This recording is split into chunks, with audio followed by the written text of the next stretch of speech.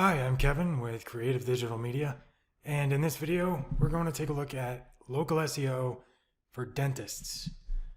This will be essentially a beginner's guide to local SEO for dentists, and I'm going to take you through or explain and show you basically what local SEO is and why it's extremely important for dentists, and then we'll go through the different aspects of local SEO so that you can implement it yourself if you so choose and get your site or your website to start showing up on the first page of Google when potential patients are searching, because your patients are on Google. Everyone is. The entire world relies on Google for everything. If I need to go to a dentist, you're damn sure I'm going to pull out my phone and search for dentist in Phoenix or Phoenix dentist or something along those lines. And the terms that I type in, those are keywords. For local SEO, you need to find keywords, or you need to find the keywords that your customers are actually typing into Google when they need to find a dentist. Getting a little bit ahead of myself. To start off, what is local SEO? Local SEO is the process of optimizing your website as well as your presence online as a whole so that you're able to show up when your customers are searching on Google. Google is hands down the largest search engine in the world, and they also own YouTube. So 90% of searches are conducted on either Google or YouTube. So it's absolutely essential that your website is showing up when your customers are searching. Now, why did dentists in particular need local SEO? Essentially, it's an extremely competitive area, and the LTV, or the lifetime value of a single patient, is typically pretty high. So if you're able to get even one patient a week through search engine optimization and local SEO in particular, consider what the lifetime value of that customer is weighed against the effort put into optimizing your website and your online presence. Local SEO and SEO in general is not easy. It is easy in principle, but the implementation and ongoing maintenance of it is not that simple. It takes time before you actually start seeing results. So it's not something you're going to instantly start seeing results from. With local SEO, you do see results faster, but SEO is something you need to be committed to and need to invest in by showing up on Google organically when customers are searching for dentists in your geographical vicinity. You're able to acquire those customers essentially free of cost, or those patients, but you're able to find or attract new patients for free, as opposed to paying for advertisements to get your business listed at the top of the search results. The reason the first page of Google is so valuable is because people don't go to page 2. It's just, no one does. I think maybe like a single digit percentage of people, like under 5% of people, actually go to page 2. Most people will, instead of going to page 2, will just conduct a new search using slightly different or altered keywords. So the way SEO works is essentially built upon keywords. The search engines such as Google, Bing, Yahoo, Baidu, DuckDuckGo, they have algorithms that are called spiders that are perpetually crawling the internet and indexing it. The spiders arrive at a website via an inbound link, and they basically read each page And every time they come across a link on a page, they follow that link to wherever it leads them, and then do the same thing on that page. And if there's a link on that page, follows the link and every link on that page to the subsequent pages, and is able to basically scan and index those web pages. And then when somebody goes and conducts a search on Google using keywords that are found within your website's content, Google's able to serve up results instantly because it already has every web page indexed, which is why keywords are so important for SEO. They're the foundation of SEO. Because if you haven't identified what keywords your customers are likely to use or are using to find your business or the services or the products that you offer, then Google has no way of knowing what your website is supposed to be shown in the search results for, basically. And this involves a lot more than just choosing the right keywords and making sure that they're on the page. You have to include them throughout your website in strategic places, like your page titles, your headings and subheadings, throughout your content, in your anchor text for your internal links, in your navigation, in your image alt text. There's a number of places that keywords need to be used throughout your website. But before you can use them, you need to identify them. These are some examples of keywords that I thought of if I basically put myself in the shoes of a dental patient and searched what I would use if I was looking for a dentist. I'm a veteran, so I just go to the VA hospital, so I don't need to find a dentist. But if I was, I would just search, I'm in Phoenix, Arizona, so I would search dentist in Phoenix. This is an example of that search. And this number right here, these stats come from a plugin that's it's called Keywords Everywhere. And as you can see over here, whenever you type in a search, it gives you the search volume for that keyword. It's an estimation, but it gives you a pretty good sense of how often that term is searched. Right here we can see that dentist in Phoenix is searched 1,000 times a month. And these are the results.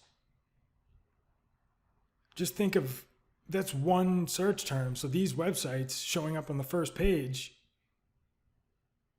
are being potentially seen up to 1,000 times a month. This right here is basically the most important place to show up for local SEO. It's the local 3-pack or the map pack. It used to have 7 businesses or 7 listings, but actually I think it started with 10 and then Google reduced it to 7 and now it's down to 3. But this is prime real estate on Google. It enables users to get directions to your business or to go to your website. They can also click your phone number to call you or learn more about your business, as well as see how many reviews you have and your proximity to their location. One of the primary factors influencing this map pack is proximity, which is why it's so important to identify keywords that customers in your immediate vicinity are searching so that you can show up in the map pack when people are searching. This is another search. It has a much lower search volume, 170 searches a month, but that's still a pretty damn good amount of searches. I doubt you can take in 1,000 patients a month, regardless of the size of your dentist office. But if you get 1% of 170, you're not doing too bad. You can tell that there's obviously a good amount of value for this keyword, or that it's a good keyword because the CPC, or cost per click, which is how much people are willing to pay for an advertisement every time somebody clicks on that ad. This is a lot shorter keyword, but Phoenix dentist. The Phoenix, adding Phoenix or even a near me or something along those lines is a geo-modifier or just a modifier. This is a specific city, so it's a geo-modifier, but it's basically telling Google that I obviously want a dentist that's in Phoenix. But if I type in dentist near me, Google's also going to know that I'm looking for a dentist in whatever town or city I'm standing in, because it will just use the location data from my phone and find the dentist closest to me. And a great place to find keywords that may be very good to target as a dentist is down here in the searches related to. So this is my search term, Phoenix dentist, and best dentist in Phoenix, AZ, dentist near me with the zip code, dentist with no insurance. You could write a blog post about how to find a dentist if you have no insurance. If you don't want patients that have no insurance, then that may not be a good keyword to target. But even just creating that type of content and informing people and providing some sort of value to them without expecting them necessarily to become a patient, because if they're searching that, they probably don't have insurance.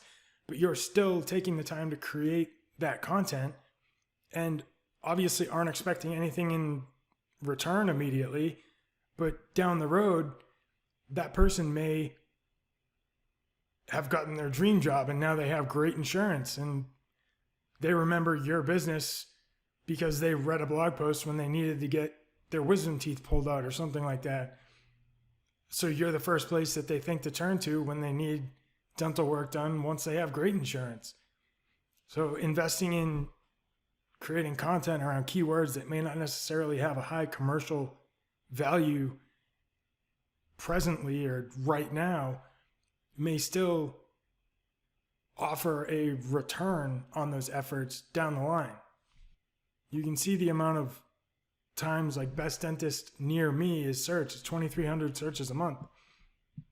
Granted, that's across the United States, but still a great search, or still a great term.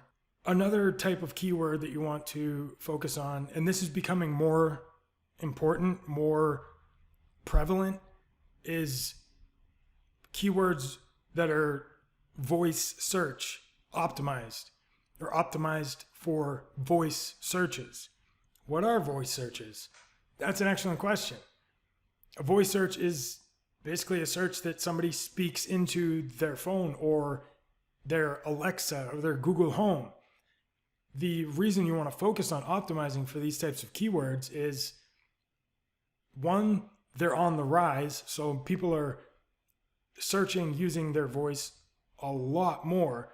And that's only going to continue to increase as the prevalence of Google Homes and Amazon Alexas and Apple's, I think it's called the HomePod, as they become increasingly ubiquitous. Actually, I think that's not an oxymoron, but as they become ubiquitous, people are more and more going to be using their voices, and a lot of these devices don't have screens. So people aren't actually going to be able to visit your website. Amazon Alexa or whatever is just going to read answers or provide information out loud or orally to the user doing the search. The thing to remember with optimizing your website for keywords that are focused on voice search is those search terms are typically a lot longer and they're more conversational than searches that a user may type in to the search engines. As you can see, I typed in Phoenix dentist. You can't get much shorter than that and still get good results for where I am. Alternatively, if I was to speak a search into Google, it may be, who's the top rated dentist in Phoenix, Arizona? Or where can I find dental services in Phoenix, Arizona? That's a lot longer than Phoenix dentist. But it's extremely important that you put some effort or pay some attention to those types of search terms, because I guarantee a lot of your competitors are not doing that. So by doing it, you'll be able to put yourself a significant distance, or you'll be able to separate yourself from the pack, so to speak, and really stand out in Google's eyes. So once you've identified keywords, and again, I'll show you down at the bottom. These are, we already looked at this. Keyword tool I recommend is Google itself provides plenty of great recommendations. And then there's the Keywords Everywhere plugin, it's a extension, for Google Chrome. And then this is a tool that Neil Patel bought and has made free and continues to improve, called Ubersuggest, which can provide ample information on keywords. And apparently there's a new feature in which you can enter a competitor's domain and see what keywords that competitor is using or is ranking for. And then using that information, you can see what is or isn't working for somebody else, and then basically reverse engineer what they've done, or look at the content that they've ranked for with those keywords, and then make much better content using those keywords to outrank your competitors. I also there's a website called Answer the Public that it's also free, but you enter a head keyword, so just dentist, and then it will return results with all types of different questions and answers, like comparative questions and declarative statements, all kinds of stuff. It provides a ton of different keywords that you may not ever have even thought of. Different questions that people use that include the head keyword that you originally used, like dentist. And I just started using this. It's awesome, in my opinion. I was using Ahrefs, but I didn't want to continue to pay $100 a month for a tool that seriously restricts your usage unless you pay another $80 a month. For Ahrefs, it's almost $200 a month to get the majority of the features. This is $50 a month, and it works fantastically and has some features that Ahrefs doesn't have, and it's a lot more user-friendly. You can use each of its tools, which it has a keyword finder. You can analyze the search engine results pages. That's what a SERP is. You can track your rankings in the SERPs. You can analyze the backlinks of your website or a competitor's website, as well as getting SEO metrics and insights about your website. Basically, find out how well your SEO is doing and see what areas you need to improve on your website.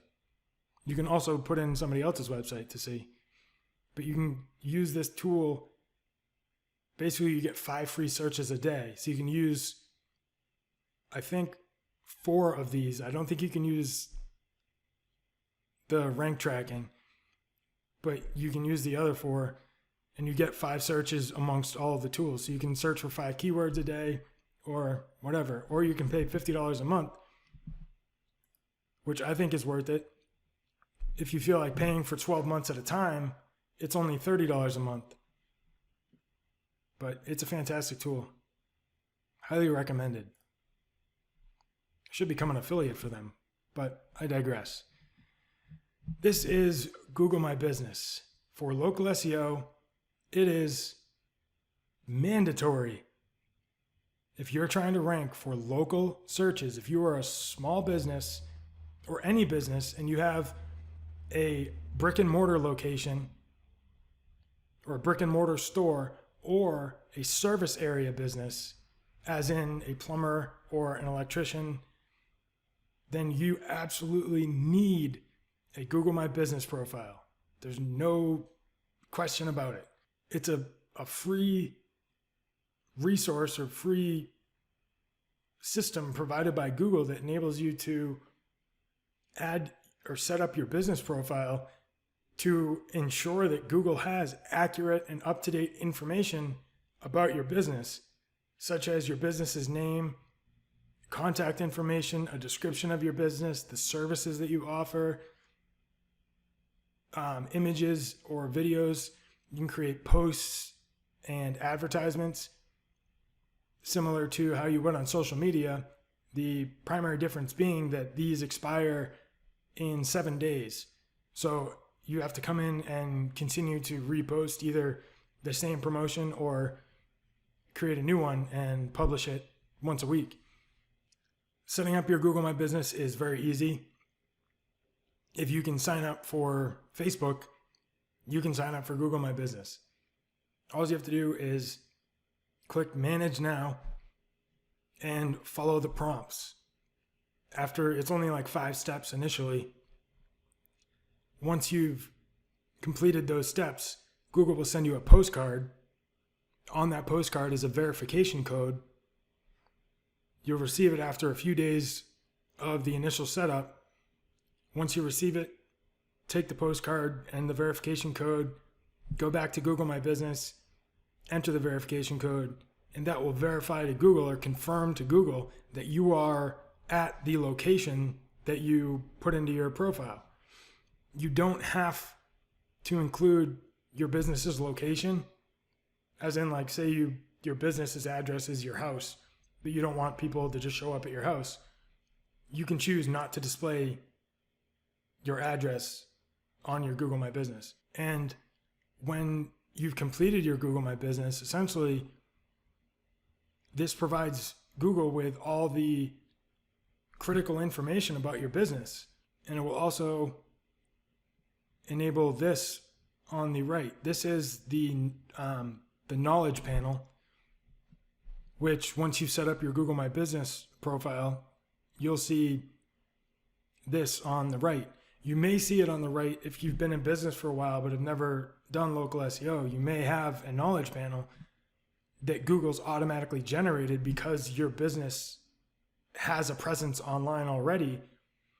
And if that's the case, if you search your business's name and there is a knowledge panel on the right, it will have a button that says claim this listing. If you click on that, it will then bring you through the process of claiming that business. Don't skip if you do one thing for local SEO, make sure you claim, verify, and optimize your Google My Business listing. And however you enter your business's information on your Google My Business profile, I recommend basically like type up your business's information in a text document, just exactly how you spell your business. Like my business's name is Creative Digital Media LLC, not comma LLC, just Creative Digital Media LLC. That comma will make a difference to Google. So I recommend you type your business's information into a text file exactly how you want it to appear. For example, if your business has an address, like a 2-line address, basically, so you have like a unit number or a suite number, something to that effect. If you use the £sign or a hashtag, like a hashtag 101, so your number 101. If you use number 101 on your Google My Business listing, that's how it needs to be everywhere on the internet. It can't be number 101 on your Google My Business, and then your Facebook has unit 101, and then your Yelp has suite 101. That will confuse the shit out of Google, basically. And they're not going to know which information is correct. So you're basically impeding Google's ability to show your business in the search results. Google does not want to recommend or show a business in the search results if it doesn't have confidence in the accuracy and validity of the information that it has about that business. And that primary bit of information, your business's name, your address, and your phone number, also commonly referred to as your NAP, N-A-P, sometimes including your website, so NAP plus W. But your NAP information needs to be exactly the same on every single website online. And I'm going to show you a way to check that information across the internet. It's very easy and it's free. This is a business that I'm going to use as an example. I apologize to Downtown Phoenix Dental, but they actually showed up on the first page of Google, and without getting too critical, their website was clearly an attempt to make a nice website, but like this is the first image that shows up when you come to this website. I know this is a little off topic, but this is your website's design has a lot to do with local SEO and how successful your website's going to be. But this first image is terrible. If you're watching this, Downtown Phoenix Dental, I apologize, but this should be your first image, not some 1920s blend between, and it doesn't even say, like, it doesn't even have the name of the business, which I would highly recommend using. Multi-specialty practice. Multi-specialty what? A practice of what? What do you do? I know it says Downtown Phoenix Dental, but that should be prominently displayed, like what your business does on this slider. Just a suggestion. Moving on. Oh, sorry. One more thing. Up here on the address bar in Google Chrome, your site is not secure. That is or will have an impact on your rankings. That will negatively affect your rankings. Google does not want to send people to a website that is not secure. That's why it shows it in the address bar, whereas this website has a padlock confirming to visitors that it is a secure website. It is HTTPS, as you can see right here. This is Moz Local, and this tool allows you to search basically your overall presence online to see how consistent your business's NAP information is. Those are called citations. Your NAP information, any mention of your brand online is a citation. There's two types of citations. That's four, but there's two types of citations. There's structured and unstructured. A structured citation being your business name, your address, and your phone number. An unstructured citation may be just your business name. You obviously want to have both types, but that structured citation needs to be the same thing everywhere online. To use this, you just go to moz.com/local/search, and it will redirect you to this. This is their, like the new layout of their tool, I guess. This is the first time I've seen it. But you enter your company's name, your address, and zip code, and then click on Check Now. And once it is done processing, it will bring you to a page that looks like this. This is showing me basically the quality of this business's location data online. It searched 9 directories in total, and 33%, so a third, were missing. 45% were incorrect. That is really bad. Like, how does Google know what information to show to searchers if it can't find consistent information? So the consistency of your business's citations is extremely important for local SEO. As you can see down here, this is a much needed improvement that Moz Local made. They're showing in red where things are inconsistent. As you can see in Google Maps, it's west is written out. But on Facebook, it's just W. That matters. I know it seems ridiculous, but that actually makes a difference. So however it appears, as you can see, this is Google search. So this would be your Google My Business listing, essentially. This is how it should appear everywhere. As you can see, like their phone number right here on Foursquare, not the same format. Even that should be the same. And then their website address. The HTTP is here, but they don't have it here. Actually, it's a completely different website address. So they have two different website addresses. That's extremely confusing. This one doesn't have the website at all. And then what I was pointing out before, this is number 131. This is suite 131. How's anyone supposed to know? This doesn't even have the suite. And that stuff's not difficult to fix. All you do is log into each of these websites and adjust the information. You know that this is what Google has right here. So copy this into a text file and then go to each of these websites and literally, when you have to enter your business name on that website, highlight, Control-C, Control-V. That's copy and then paste.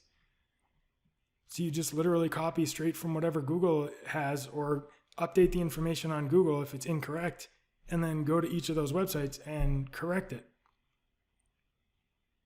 It also shows you right here whether you have your business's hours listed, as well as if you have images or photos of that business. I apologize again for Downtown Phoenix Dental or whatever it was. Nothing against you personally. It's just the first, you actually are ranking on Google. Showing up on Google is one thing. Getting visitors that arrive on your website to convert into customers is another thing. I haven't checked out that website on mobile, but moving on. Next up is mobile-friendly websites, or testing the mobile friendliness of your website. Most people, I think I mentioned at the beginning, or towards the beginning of the video, over 60%, so more than half of customers are going to be, or patients, are going to be searching for a dentist on their phone. Over 60% of people search online using their phones anyways, but people are going to be using their phones to find your website, which means that your website needs to look good on a phone. If your website looks terrible on a phone, Google's not going to want to send users from Google to your website because it doesn't provide a good user experience. And that's what Google exists to do. It exists to serve searchers, and it serves people or searchers accurate, up-to-date, valuable information in the form of search results. But for people to get to your website to consume that information, your website needs to be mobile friendly. It needs to be responsive. So your website shouldn't only look good on mobile. Your website needs to look good on a cell phone, like an iPhone or an Android or an iPad or a whatever the Microsoft tablet is, or a desktop. There's no two ways about it. It's absolutely essential. All you have to do is if you just go to Google and search mobile friendly test, one of the first results, I think the top result, will be a link to this page, and then you just come here and enter your website address and then hit enter, or click down here on test URL. And once that's done running, you should see something like this, that the page is mobile friendly. This is only testing individual pages. It's not testing your website as a whole. Therefore, you basically need to do this on every page of your website. I think the easiest way to test your website is on your phone. And you can test it on different devices, like try your friend's phone. Next up is schema markup or structured data. Schema markup is a language used by search engines. It's a common language that was developed so that search engines could understand certain information about a website or a web page. So adding schema to your website will help Google better understand what your website is about, what certain pages on your website are about, and what certain pieces of information or certain pieces of data throughout your website, what they are. Same thing as the mobile friendly test. To test your website for schema markup, you can search structured data testing tool on Google. It should be the top result. It'll bring you to this page. You enter your website's URL and then again, run test. And once that's done processing, if you have schema implemented, you will see something that looks like this. I have one warning I'm aware of, basically because I don't have a price range, because the digital marketing services range in prices, so I can't give a definitive price. But everything else is basically checking out. So what Schema essentially is doing is telling Google that this page is a web page, obviously, and this is the page title, and I have local business schema so that Google knows what my website is about. It's about a local business. So ensuring that you have schema implemented on your website for local SEO it's very important. It's not a ranking factor, but when determining rankings and one website has schema and the other doesn't, that's going to kind of tip the scales in favor of the site that does have schema properly implemented on it. It may be like kind of difficult to understand schema, but it's not that difficult to implement. And once it's implemented, you don't have to worry about it. It's a one and done kind of thing.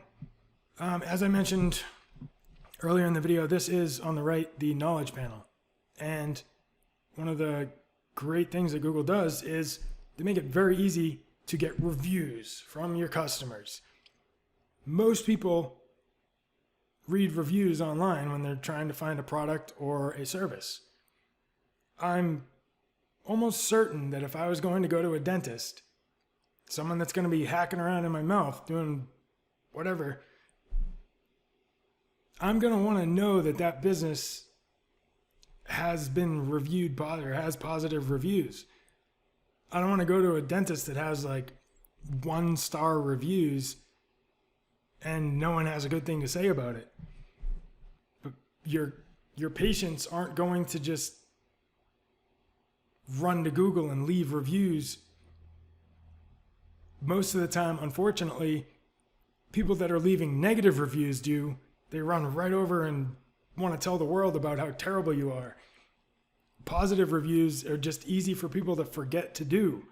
They may be very happy with your service, but they're busy. They just didn't remember to leave a review. So you want to make it as easy as possible for your patients to leave reviews.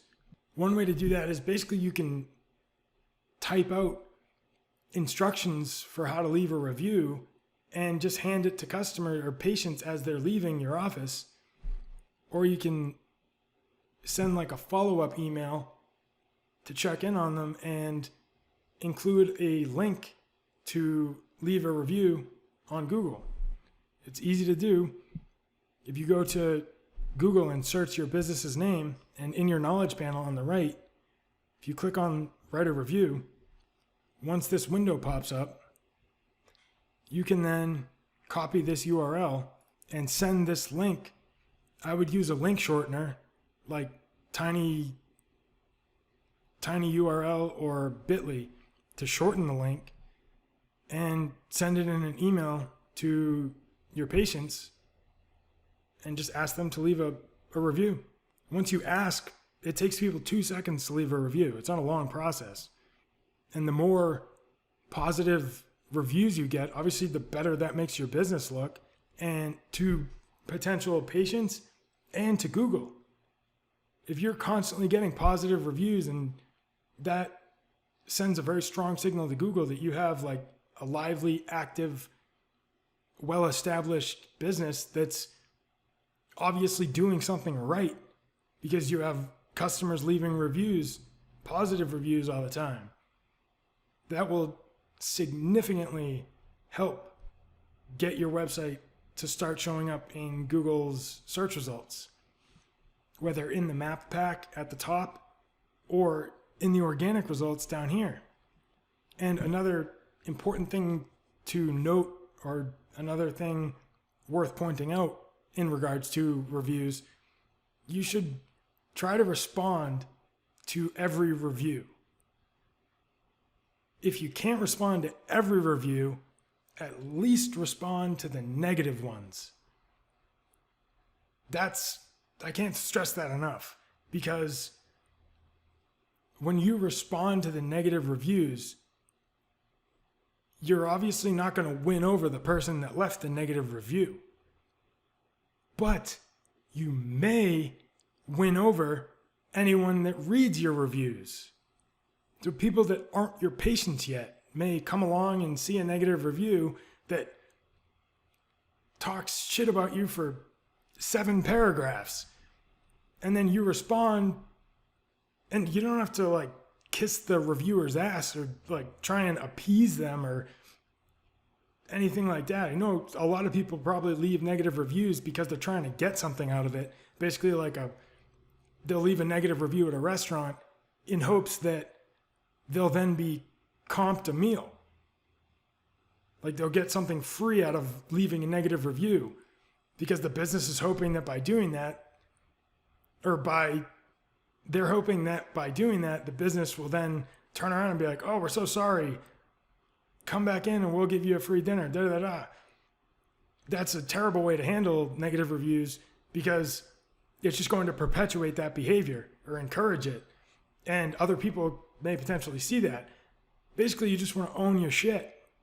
Somebody leaves a negative review, like, you can't please everybody. So, hey, Joe Schmo, I'm sorry you had a negative experience at XYZ Dental. We pride ourselves in our communication or our customer service, and are really sorry to hear that you didn't have a positive experience during your last visit. That's it. Something along those lines. Leave it at that.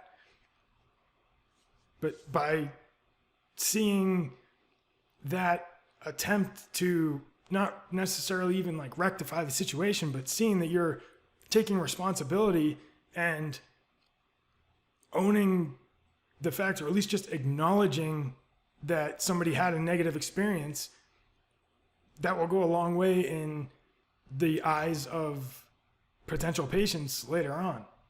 Sorry about the review rant, but respond to all, at the very least, all the negatives. The last thing I want to cover is backlinks. And a backlink is basically a link from one website to another website. And they act as basically a vote of confidence. Without getting too in-depth into backlinks and how they work in regards to SEO, backlinks basically are like a thumbs up from one website to another website. I wouldn't link to another website, or I won't link to another website, unless I trust that website and I trust that they're going to provide value to anyone that may go to that website from my website. And Google looks at backlinks in order to determine the trustworthiness of websites. The more backlinks that your website gets from other websites that are relevant, they're topically relevant to your website, the stronger signal that sends to Google that your website is trustworthy. That said, backlinks aren't completely necessary. I think they're often overhyped, and I think they're decreasing in value. They're certainly valuable, and they have a very significant impact on a website's ranking. But the effort to organically acquire backlinks or to acquire backlinks through outreach is very labor intensive and time intensive, and is almost, in my opinion, not entirely worth it when you could be spending that time or those resources or allocating them to other efforts like on-page SEO. That said, with local SEO, getting backlinks from relevant local websites that are authorities will have a significant impact on your website's rankings locally. Lastly, I just wanted to show you two examples of websites that I found in the Phoenix area that I think are pretty well designed. They're nice websites. Like the businesses have done well, and they do a good job of representing the businesses and are mobile friendly as well. This is Paradise Ridge Dentistry, obviously. It's not bad. There's a lot of text for just a homepage, but with mobile, that is becoming increasingly common. And this is Gentle Dental. I think this is a franchise, so I don't know what Interdent is, but it's a Gentle Dental. I don't even know if it's in this area, but it showed up on Google, and the website is nice. It's clearly a very family-oriented dentist. It makes it easy to request an appointment or find a location. There's a clickable phone number up here, and I can change the location or choose a location by clicking over here. They have a video on their homepage, which Google loves because Google owns YouTube, and they obviously do a good job with kids. They even have a discount or like a coupon to entice people to become a dentist, and then an image of their staff, which humanizes the brand and can help build trust with website visitors. That's it for local SEO for dentists. Thank you for watching. I hope you got some value out of this video. If you did, give me a thumbs up. And if I missed anything, or if you would like more information regarding any particular aspect of local SEO for dentists, let me know in the comments down below. Thank you for watching. Subscribe to the channel and have a great day.